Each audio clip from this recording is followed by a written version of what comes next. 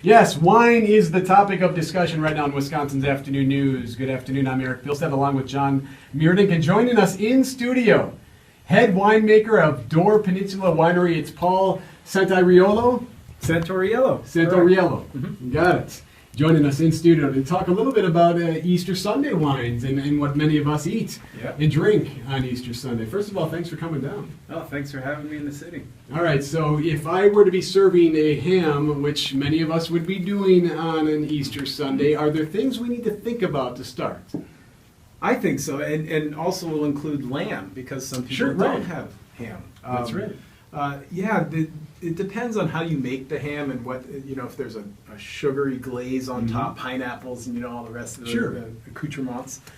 You probably want something that's a lighter bodied wine, maybe semi-sweet, to kind of pair with that, because then maybe you have mustards on the plate, and that will disrupt a little wine in your mouth. And so you need something to counteract some of these things. What is it about the wine that would pair well with those foods? Why do those two things go together so well?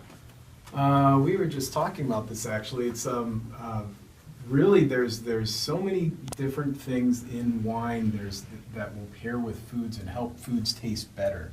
Fruitiness, acidity, and there's obviously this alcohol which actually helps with digestion overall. So it's just kind of a really nice thing to have with food, and if you pair it properly, really can make the night and make one dish really pop. Now, can it do the opposite? Can it ruin a dish if you have the wrong pairing? Well, just remove it from the table. You'll be okay.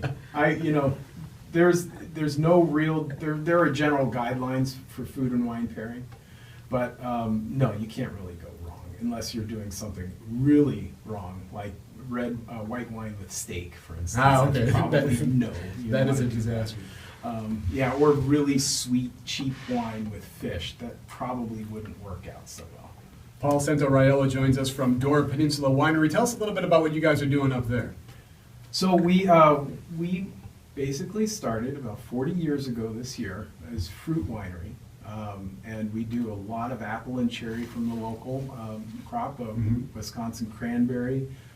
We continue with blackberry, plum, and a lot of other fruit and wine blends, like blackberry Merlot, for instance, a cran-Bernet. And we take these maybe Cabernet Sauvignon, blend it with cranberry, and so we have a variety of different fruit wines. And is it mirrored? It seems like we're trending in that direction as wine connoisseurs and others start to learn new things and try new things. They're trending towards some of these fruit blends. Yeah, if you look on the shelf in the liquor stores, you'll start to see red wine blends, white wine blends, and oftentimes these are really sweet, lightly sweet wines. And because the wine industry in Wisconsin is growing, there's a lot more fruit wine available also. How far in advance do you have to plan for trends like that? Is it something that you can adapt to on a yearly basis, or are these things that are years in the making? This is, you have to plan for it. You have to look out into the world and see what people are buying and drinking. But yeah, you can switch up fairly quickly and increase, from a production manager's point of view, that's pretty much what we try to do, is stay ahead of production trends. So tell us what you bring here today. Well, to start with, I brought a Pinot Noir, and the Pinot Noir is a traditional grape wine, so it has a lot of fruitiness. It's a light-bodied wine. So with the Easter ham that we were talking about, or the lamb, which is an excellent combination. All right. You go out to a fine restaurant, and you have the lamb shanks, or like a rack of lamb, drink Pinot Noir. It's a perfect pairing. And also with ham, because it's just a really light, fruity, dry, not overly oaked, delicious. So we also at Door Peninsula Winery focus on the important varietals, which are Cabernet, Chardonnay, Pinot Noir.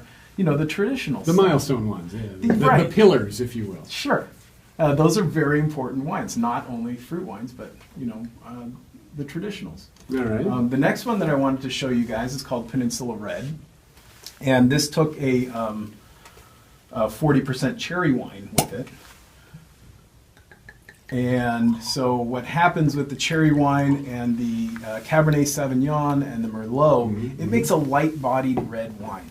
And you'll notice that it's slightly sweet compared to the Pinot Noir, just lightly. I mean, There is a residual sugar. That's the terminology that we use. Now, because of that, does that mean it should be served before dinner or after dinner, or does it matter? Well, this one in particular you can serve with dinner because it is a big enough wine, has a tannin structure, and it's fruity enough, especially with, again, ham. Sure. You have lighter bodied wines, maybe even like a roasted salmon, and something like that. A blackened salmon would work with this. So you just have to kind of pair the food. The weight of the food should match the weight of the wine. So Paul Santoriello joins us. He's the head winemaker of Door Peninsula Winery. When you go to someone's house, do you just grab a bottle, or do you need to find out what they're serving that night because you want to make sure you pair it well? Well, yeah, I would say that Are these the troubles that you run through, that you can't decide what to bring? I do. They keep me up at night. I would bring a variety of bottles then if I wasn't sure. Something in like the $10 to $15 range is appropriate. Because the more expensive wine doesn't necessarily mean it's going to be a better experience. Sure.